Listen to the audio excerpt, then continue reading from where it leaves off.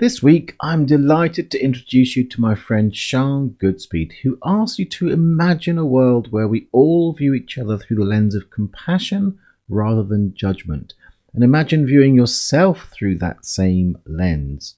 How do we do that? Well, Siân says we just need to be more giraffe. I bet that's got you curious.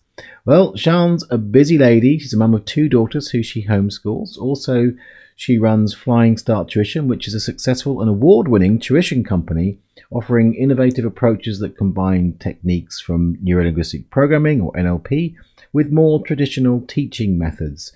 And the emphasis of Flying Start Tuition is on helping students to develop a positive attitude to learning, boosting confidence, self-motivation and independence, enabling them to learn and progress more effectively. Now, she's here today to talk about her Be More Giraffe project, which was inspired by her training in non-violent communication. And it tells the tale of her ongoing endeavours as a busy mum to be more giraffe, to overcome the daily battles with her inner jackal, and to live her life in a big-hearted way. As ever, you'll find all the links from this show in the show notes for today, which is www.beabrillianthuman.com/123. So stay with me as Siân helps you start seeing life through the lens of compassion rather than judgment for a kinder you and a kinder world. Welcome to the Be a Brilliant Human podcast with me, Joel Young. If you're looking to improve your life, to heal, to grow and mature as an individual, but maybe you found that some of the personal development and consciousness stuff has given you the impression that you need to be super serious and vigilant to get anywhere meaningful, or feeling like maybe you're just not up to snuff, well, this show is here to remind you of your humanity, and in fact that's where your true joy and brilliance lies. With over 25 years of experience in the transformation biz and having developed MPA, one of the world's simplest, pressure-free approaches to growth and well-being, if I do say so myself, I'll be sharing tips, steps and insights that'll help you navigate all the aspects of life as a growth-seeking being. On this show, it comes to you with a good dose of humour, maybe a smattering of colourful language, a reminder not to take things so personally, and most importantly, to be kind to yourself along the way. Make sure you hit that follow button, and let's get into it. Hello, Siân. Hi, Joel. Welcome to Be a Brilliant Human. I'm so glad you come on the show. Thanks for being here. Thank you for asking me. So, I've titled this Be More Giraffe. I bet that's got people curious. So before we get into Be More Giraffe, which you're like, what does that mean? What is it? Do I have to have a longer neck? All that kind of thing. Tell us a little bit about you, so that listener can say, well, who is Siân Goodspeed? Where does she come from? What's your background? Yes, so I live in Norfolk in England, and I have 2 daughters who we home educate and have been doing for many years. My professional background is in teaching. I was a teacher for about 12 years in a range of different schools in England. And then I set up a tuition company about 12 years ago called Flying Start Tuition. And I've been involved in education for quite a long time, really. And then more recently, I changed direction somewhat, which is probably what we'll come to in a minute with regard to Be More Giraffe, in terms of kind of how my outlook of life, I guess, is what changed. There's been a big shift for me in the last couple of years, and I think that's I'm not alone in that, Joel, really, from what I'm hearing, people that I'm speaking to and stuff that I'm seeing. So yeah, I kind of set up Be More Giraffe off the back of what was quite a major shift for me internally. So talk to us a bit about what the shift was. What was that internal thing? Because I get a sense, and because we know each other anyway, it's like there's been some things happen over the last couple of years. Yeah. But in terms of you're talking about a shift in outlook in life, that's quite a big thing to do. So what's at the heart of that kind of shift, and what's the shift been from to? So the trigger was really the pandemic and what I was seeing happening, particularly on social media over the course of, well, the first 6 months or so, I suppose, is what started to trigger the shift within me. I'm quite a sensitive person, and I was getting very upset when I was going on social media and seeing how much people were, well, how unpleasant people were being to each other, to be perfectly honest, and how people who had different opinions about what was going on or the right way to act, etc., were not really being allowed to express those opinions without being shouted down and labelled and being called all sorts of horrible names. And I was a couple of times, actually, I experienced some of that directly out towards myself, and I really struggled to deal with it. And that kind of, I suppose, set me on a path of starting to question stuff. You know, what's going on here? Why are people behaving like this? This is a situation where I felt we needed to all be pulling together. And on the one hand, people were talking the language of pulling together and saying, you know, let's all rally around, blah, blah, blah. But on the other hand, a lot of the same people were also being really quite unpleasant to people who had different opinions about how to do that. And so for a while, I think I felt quite confused. I wasn't really sure what was going on. I went through some coaching. I did a lot of reading and thinking and reflecting.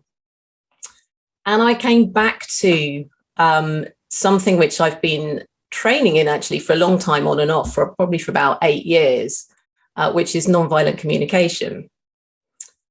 And for me, that it suddenly felt like that was the answer that I'd been looking for. So when I first started training in nonviolent communication, it had been with the aim of connecting with my children on a more compassionate level. And as I kind of progressed through my journey, so to speak, of understanding nonviolent communication, I realized that in order to be compassionate and loving towards my children and people around me, I actually first needed to be able to do that towards myself and to give myself love and empathy. And I realized I hadn't been doing that really very much at all through a lot of my life. So that was the big shift. I realized all of a sudden, well, it wasn't really all of a sudden, but it was, you know, part of this reflection that I'd been for a long time trying to kind of be how I wanted to be towards my kids, loving, compassionate, kind.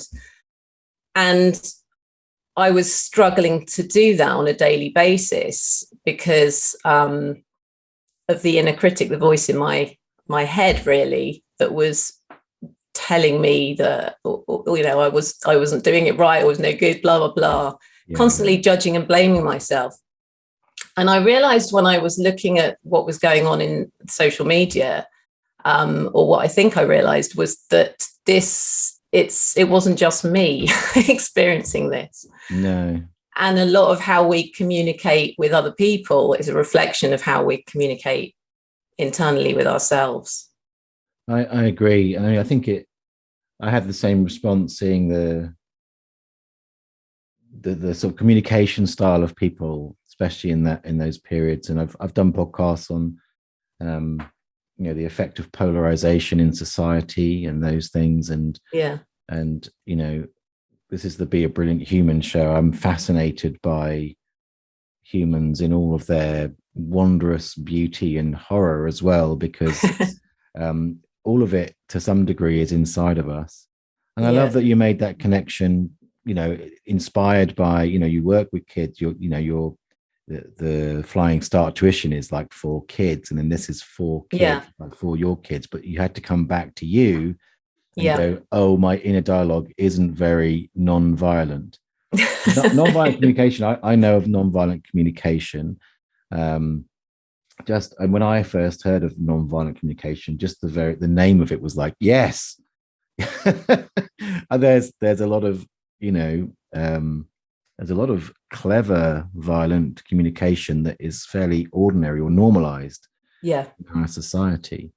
So I think that's wonderful. So So when did you set up Be More Giraffe? And do tell us, I know the answer, why giraffe and where that comes from. So I set it up last May 2021. Over a period of a few weeks, I just had this frenzy of, I just had to get this message. I had this sense of urgency. I just want to get this message out. I don't actually know if anyone's going to listen, but I had so much kind of burning inside me that I wanted to say. So I set this website up, which is called Be More Giraffe. And the reason behind the name is it's inspired by Marshall Rosenberg, who's the founder of the Centre for Nonviolent Communication. And he used the animal metaphors of the giraffe and the jackal. And the giraffe represents our inner compassionate being. And Marshall Rosenberg believed that we're all compassionate beings at heart. And I'm with him on that. I believe that too. Yeah. And it just so happened that giraffes have always been my favourite animal as well. I absolutely love giraffes. So it seemed like the perfect fit. And the reason for calling it Be More Giraffe is really was triggered by conversations with my children.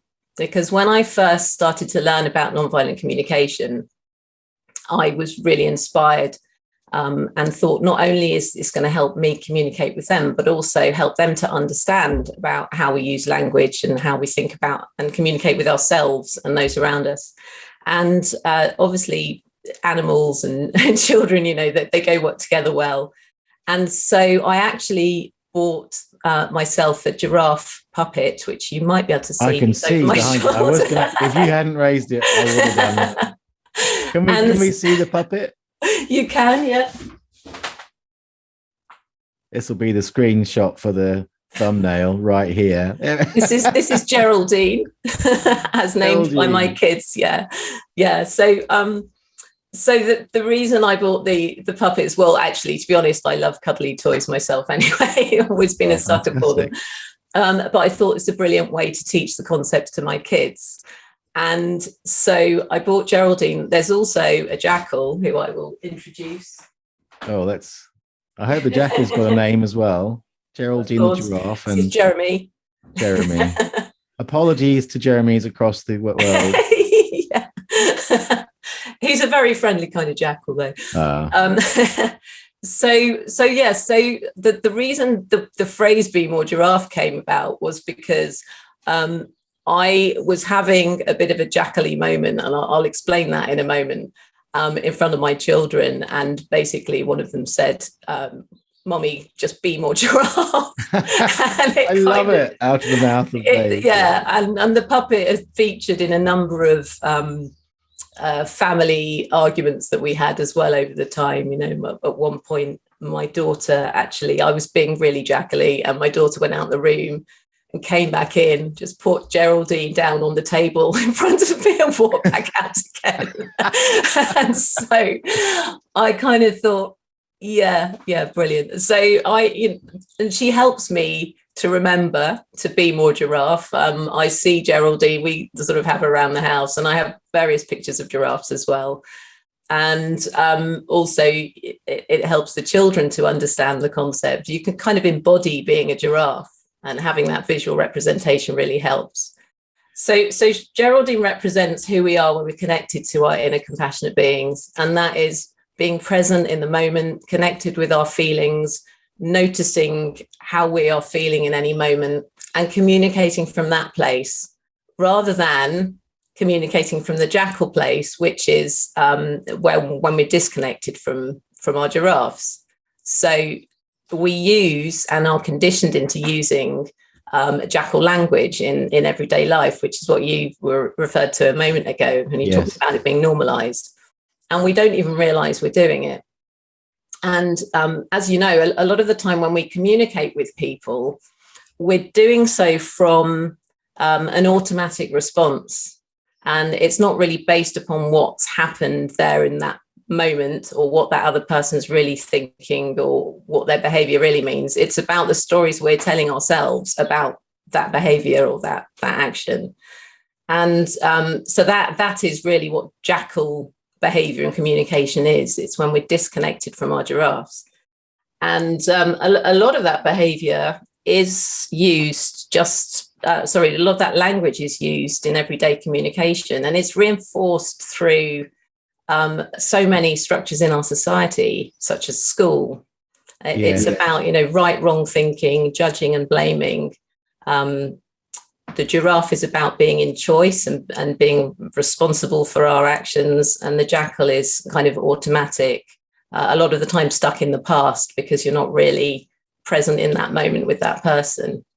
Yeah, and I imagine that the concept of blame is very strong in the jackal's sort of repertoire, and like you say, punishment, crime, and judgment, and those things. Yeah. And I imagine for a lot of people, it's quite a journey to, because what you're describing with the giraffe is, and by the way, I have to get in because I know this and I love this, about why Marshall Rosenberg chose the giraffe, because they have the biggest hearts in the whole animal kingdom, apparently. They have supercharged hearts, apparently. They have supercharged. Yeah. That's fantastic. I think actually, because I was looking this fact up, and back then I think it was believed they had the largest hearts. But I think since then, science has gone on to discover that they're not the largest. They're large, I believe, but they have to be supercharged to obviously get the blood up the neck. Up the neck. Wow. Yeah. So supercharged hearts. So I like the idea of supercharged hearts. Actually, I do. I love that. Yeah. The question I was going to ask is because the journey from sort of habitual jackal to habitual giraffe, you were describing how that sort of requires you to just have a certain amount of presence, emotional awareness. Yeah. The focus being sort of on what's actually going on in me, and then having the skills to communicate it in a way that is as kind as possible. So that must be quite the journey for most people who sort of recognize that I need to be more giraffe. So in what you do with Be More Giraffe, is that something that you sort of look to help people with, that journey, or is it more educational, just so I understand what Be More Giraffe's more about? So it's evolving, to be honest. It started off initially, as I said, as just me wanting to get these thoughts and ideas out there, and in a way that I hoped would be accessible and fun and easy to understand.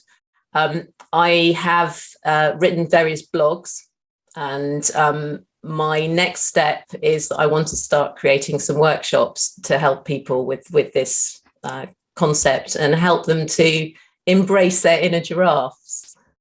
Beautiful. I mean, I lost my train of thought there. What was I going to say? No idea. Oh, I know what it was. It was about having no idea. How appropriate. So in non-personal awareness, and certainly in mastery, training the practitioners. In fact, we've just done the first weekend this weekend, so of this year's intake, and the whole thing is about I've got the graceful art of having no effing idea where you're going. And one of the things that I love about what you're describing is it's like, so there's been experience and inspiration, and you sort of just leapt off the cliff with this project. You've got your Flying Start tuition stuff, and there's this project which is heart-based. It's like you're passionate about it, and the willingness, I think, I mean, you're obviously entrepreneurial, or you wouldn't have built the first business, but it's like the willingness to sort of dive off the cliff into the unknown and going, well, sorry, Joel, I can't answer the question yet because the answers haven't come. It's early days, and I want to put it out and see. And I imagine if you have any kind of plan, it would be along the lines of, we'll see what's being asked for and then deliver that. Would that be fair? Yes, it is. I mean, I do have lots of ideas. And I am aware it's a good idea to ask people as well what they feel would be helpful. And I thought really starting with the concept and getting the ideas out there would be a good place. And what I've been doing in the last few months really is just starting to share my daily battles with my jackal with a wider audience through social media, because I think it's important or helpful for people to know that they're not alone, and understanding the concept of the inner critic is obviously not new. It's something that a lot of people talk about. I love the idea of the jackal and talking about the jackal language because it somehow brings it to life for me.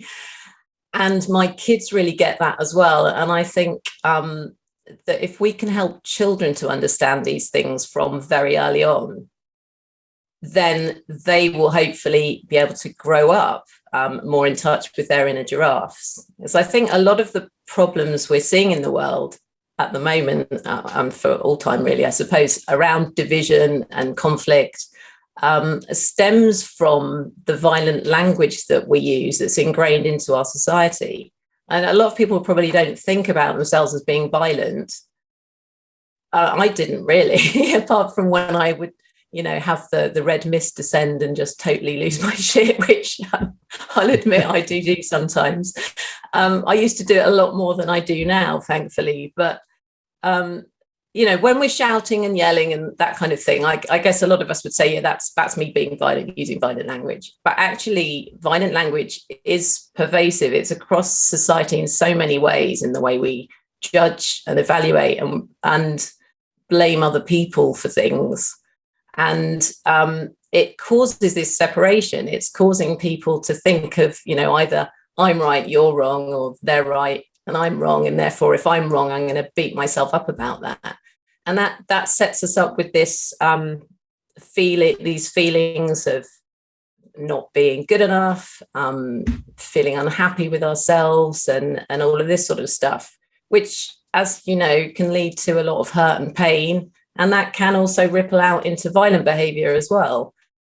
Yeah, I think it's one of those things. There's a good track record of, change through awareness, really, which is what you're doing. I mean, from my perspective, if I think about my daughter who's 25 now and her generation and her friends, one thing that I love is that their generation seems to be way more emotionally intelligent than my generation was. And I would, may or may not be right, but in large part contribute that to those of us in our generation who sort of fought out of the trenches of a total lack of emotional intelligence from the previous generation. Yeah. And I think there's an ongoing thing where, if the awareness of something, like, for example, like we are so unaware of the impact of our normalized language in terms of breaking down, it creates splits and psychological harm in so many ways. I mean, even the really manipulative stuff, when I launched Boundary Bootcamp, which is about how to work with manipulative language when it's coming your way, it's like one of the points I made in that is we all do it because it is part of what's normal. It's normal to try and manipulate people according to your agenda. Yeah. Of course, at the extreme, in the sort of narcissistic end of the spectrum, it can be very calculated and very difficult to defend against because the tools are effective. But when you have real awareness about what those games are, then you can start to, within yourself and with and if you're on the receiving end of it, you can bypass it. Yeah. And from what I know of nonviolent communication, there's great sort of language patterns and things that help you become aware if someone's being jackally towards you and how to sort of offset the potential damage of that, but also in yourself, how you can start practicing ways to deliver your message, your communication in a way that is soft and kind and gentle, like a giraffe. Yeah. I think over time, doing that over time, the more we bring that awareness, which is why I love what you're doing, to bring the awareness to people that there is kind of this jackal and giraffe, then you actually have a choice. Because as long as you don't know, you don't really have a choice. Exactly. Yeah, I think that's so important. And also what I'm hoping to bring alongside that self-awareness is an awareness of the systemic conditioning that's going on, and how unless we can change the way we talk to ourselves and to others around us, we're kind of going to remain stuck in the existing paradigm of power over and control. because we are conditioned into language that and communication. And by communication, I don't just mean the words we use either. It's No. like, body language, as you know, is and tone of voice. You can say the same thing in two totally different ways, and they have the impact and the way they land that can be poles apart. And I think often, often we say words which the words themselves might mean one thing, but we don't mean that in the tone of voice, and people pick that up. And young children, pick it up as well. Kids pick it up in the classroom and at school and so on. And I think that the issues we've got at the moment are about disconnection. I believe we're disconnected internally because we're kind of trained in the way we think and communicate to mainly come from up here rather than here. And we're disconnected from each other as a result because we're separating with our judging and blaming and so on. And I mean, a big issue, of course, is we're disconnected from nature and the world around us. And we're kind of grown up to, we've been conditioned and brought up to believe that humans have power over nature and the natural world. And we know, and we look at the environmental crises going on all around us, that we can't carry on like this. People are talking about heading to mass extinction, but carrying on behaving pretty much in the same way and not doing a whole lot about it. And I think a lot of that is because the majority of people feel that they don't have the power to do anything about it. Because we're taught to believe that only the powerful few can control what goes on in the world. They're going to tell us what to do, et cetera, et cetera. Whereas I think if we can reconnect with our inner giraffes, Yay. connect back with our hearts and have more balance in the way we think and communicate internally and with those around us, we're far more likely to be able to collaborate and to come up with creative solutions. I really believe language and communication is key to this. There are so many amazing projects going on all around the world. There's, so many people, heart-centered people, I believe, a lot of them, who are looking at building, sustainable communities. There's people looking at how to create food in a way that's not damaging to the environment. There are people coming up with alternative ways of educating our children. And I fundamentally believe that for these sorts of projects to become more the norm, which is what I think we need to save the world, basically, that we need to learn how to communicate with each other from the heart rather than from the head, or to have a balance between the two. I mean, there's always going to be a place for analysing and judging things, but having an awareness that we're doing that, I think, is so important. And an understanding that we've, overall, going back to actually the social media and the hatred, etc., I was expressing at the beginning over the throughout the pandemic that I was seeing, and it's not just been around the pandemic. You see it all the time, to be fair. But going back to that, I think the key thing that, or one of the fundamental parts of nonviolent communication, is that behind every action is an unmet need, or all of our actions and words are based upon our desire to get our needs met. And so when we are communicating with each other in a way that's unpleasant, or often that's because we're trying to get our needs met and we just don't have an effective way of doing that. And when I looked at what was happening in on social media around the pandemic, there were a number of people who were let's look lockdowns, for example, a number of people who were pro lockdowns and a certain number of people who weren't. And when people were expressing those different opinions, what I was seeing was the people who were pro were perhaps name calling those who weren't and saying that they were selfish, inconsiderate, blah, blah. And the others, the people who weren't, were calling other types of names. But actually, if if you looked at what was going on there, underneath it all, they had the same needs that they were trying to meet. I believe they were trying to get the needs for safety and freedom met. They just had different strategies, different ways of going about it. Now, I'm not saying either strategy was right or wrong or whatever, because that would be going back into the into the Jackal. Yeah. But I think it's very difficult these days to express a viewpoint without it being judged and condemned by other people. And I think if we're going to come up with solutions and work together, we need to change the way we communicate and the way we think about people when they have different opinions to us, and just be open to listening. It doesn't mean you have to agree with people if you listen to them. You know, obviously you might not agree with their strategies for getting those needs met. The whole thing there is that's such an important point. Like, we don't have to agree.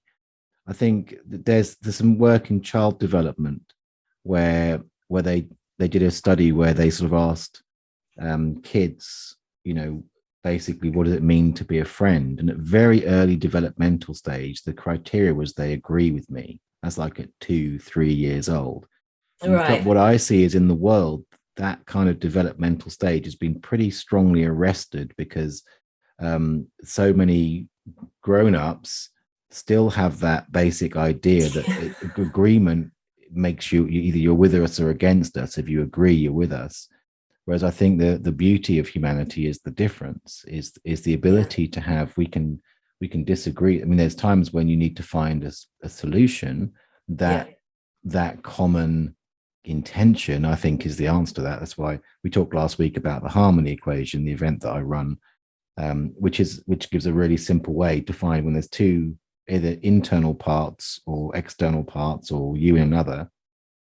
You know, when there seems to be that difference or disagreement or conflict, then there will always be some common ground, but it can be tricky to find it. So that's what the harmony equation helps people find that. But I think that's the solution. But I think that's so important what you just said, which is we don't have to agree. That's why I'm banging this drum. Listen, people, you don't have to agree to have a wonderful, connected human experience. And, absolutely.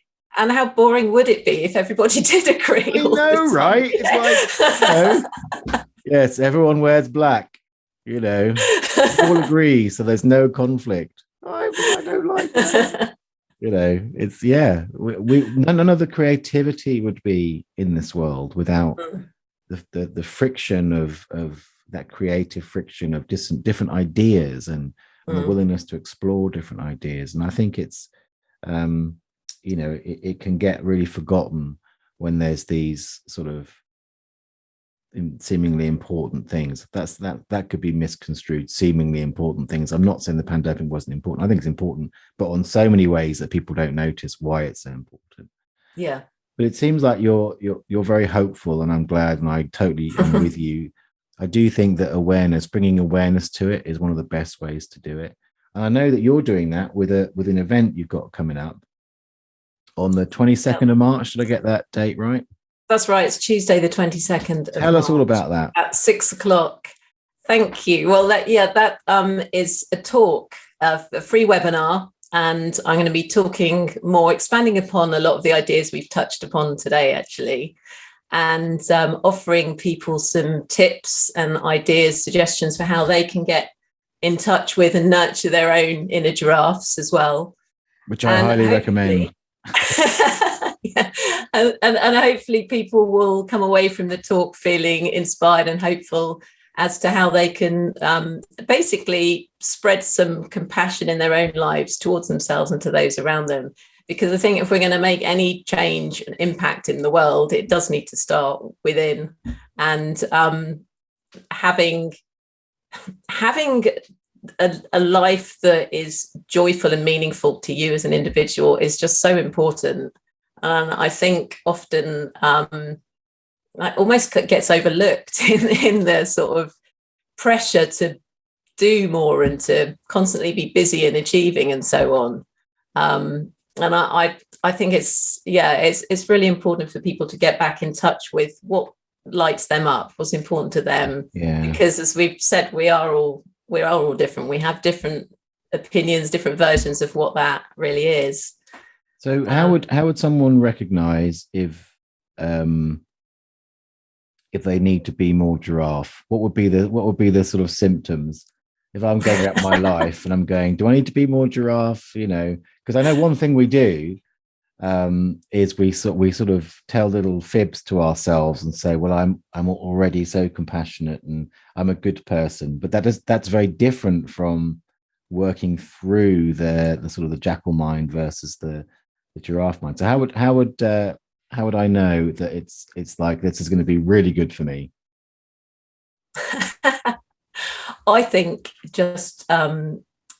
I think most people know, to be honest. If you're honest with yourself, and again, it goes back to connecting with what's in here. It's about just taking that time out to pause and reflect and just think and just to be honest with yourself. It's not about. I just want to clarify. It's not about banishing the jackal. The jackal's important. Yeah. The jackal is what connects us with our feelings, or what brings those feelings up to the surface. And the giraffe is about, listening to those feelings, noticing them, but not bringing judgment and blame to them. So maybe if I give you an example from my own life, sure, yeah, and my communication with the children. So one of the reasons I created Be More Giraffe was because when I first started learning nonviolent communications, I've been on a number of training courses and read loads of books and all that sort of thing. And I remember when I first went on the training, I thought, so I'd already read Marshall Rosenberg's book, and or one of them. When I went on the course, I think at that point, I thought I was going to learn how to communicate with my children in a way that would get them to do what I wanted with minimal amount of fuss. Yeah. And over time, it's taken a while for me to shift. And I remember actually being in the training session and our trainer talking about how the kind of overarching goal of nonviolent communication is connection. And it's not about trying to coerce people nicely into doing what you want them to do. Yeah, that's called manipulation. Yeah. And it's not about, it's actually letting go of that desire to get people to do what you want them to do, and realizing that actually it's more important to connect with them in a way that's going to strengthen that relationship long term. Because I still can manipulate my children into doing something, but over time, is that really going to create the bond I want with my kids, and also are they going to grow up feeling in touch with their own giraffes? And so what I kind of started to realize was I actually had to let go of stuff. I had to let go of, for example, my desire for their children's bedrooms to be tidy. I'm not saying I manage this all the time, by the way, but because I started asking myself the question, really, what sort of relationship do I want to have with my children? Do I want to have a relationship whereby they'll do what I want them to do, so tidy their bedrooms, but they'll resent me, and the resentment will build up and up until maybe one day it will come out in an explosion or whatever. Also, then understood what Marshall Rosenberg was referring to, and my trainer and so on, when they were saying about jackal language not just being about negative stuff, blaming and criticizing, but also the use of praise actually falls into jackal language, which I just, as a teacher who for many years was trained and used praise and stickers and stuff in the classroom to motivate the children to, do their work, etc. I just couldn't understand how praise could be seen as jackal. But what I've come to realize is that it's all part of this way of training people, children, to look outwards for approval.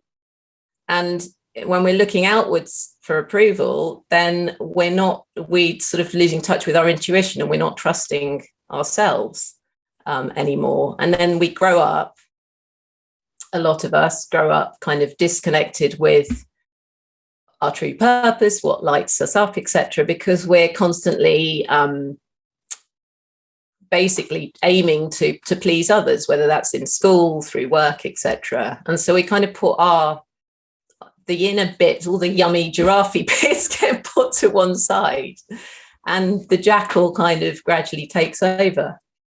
So that was quite a long answer to your question as to how do you know, but I think I think it comes back to getting in touch with that in a knowing, and just thinking, well, how do I want to show ask the question, what sort of world do I want to live in? Yeah. And how do I want to show up in that world?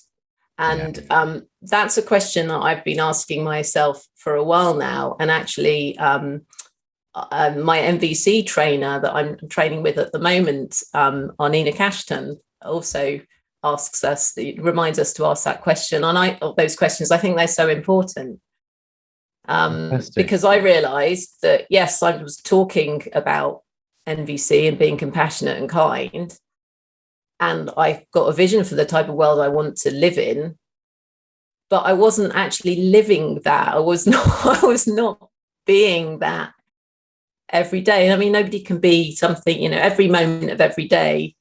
It's not really about that. It's not about being perfect. It's not about always being giraffe. It's just about being more giraffe and being present and being aware and in choice as much as possible. So noticing when my jackal's coming out. And sometimes it comes out and I fully embrace it and go, right, the jackal's out.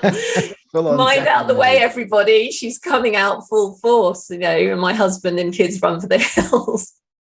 Well, that's where what you do is so in alignment with Be a Brilliant Human, because it is about being human. It's not about being perfect. I think that's a great thing, for people to ask themselves, what kind of world do they want to live in, and what kind of relationships do they want to build? And NVC and what you can share with them is a great way to sort of, if they want to live with more sustainable relationships in a better world, then go and spend some time with Siân on March 22nd at 6 p.m. That's UK time for those internationals. Now, where do they go to find that? There's a BeMoreGiraffe.com. That's right. Is your site to find out more. And on my website there is a section called training, and on that there is the talk. And just click to register. It's totally free. But you'll get an automatic email back with the Zoom link, and then come along. It'll be lovely to see people there. I will be recording it as well, so if people can't come along on the day, if they could still register, then I'll send them out the recording afterwards. Yeah, it's definitely that, which is wonderful, because I imagine that what you're covering there will be worth a rewatch several times. So get the replays, and if the time zone's not great for you, you're somewhere else in the world, then just go over to BeMoreGiraffe.com. I think if they go to BeMoreGiraffe.com/shop, and I'll have that in the show notes today, then they'll find it. It's right there, front and center. Yeah. Click that. Click on the whatever the talk is. I can't think what the talk is. It's called How Compassionate Connection Can Heal the World. There you go. How Compassionate Connection Can Heal the World. Register and then turn up live. That'd be great. And if you can't, then you'll get the replay and jump in and find out more about what Siân's up to in the world, which is wonderful, wonderful stuff. Thank you. Fantastic. So thanks so much for being here today. It'd be great to see people. So thank you. Yeah, thanks brilliant. a lot, Joel. And I'll see you soon. Big hugs. Bye. Thanks. Bye. Thanks so much for listening. If you've enjoyed this show, I'd love you to do me a solid and tell someone about it. They can find us on Spotify, Apple, Google Podcasts, and most other podcast platforms. Plus, if you visit the website www.beabrillianthuman.com, you can share the show notes to social media and make my day. Also, make sure you hit that follow button, and if you haven't yet downloaded the MPA process sheet, head on over to joelyoungmpa.com and get your free copy today. Big love, and see you next time.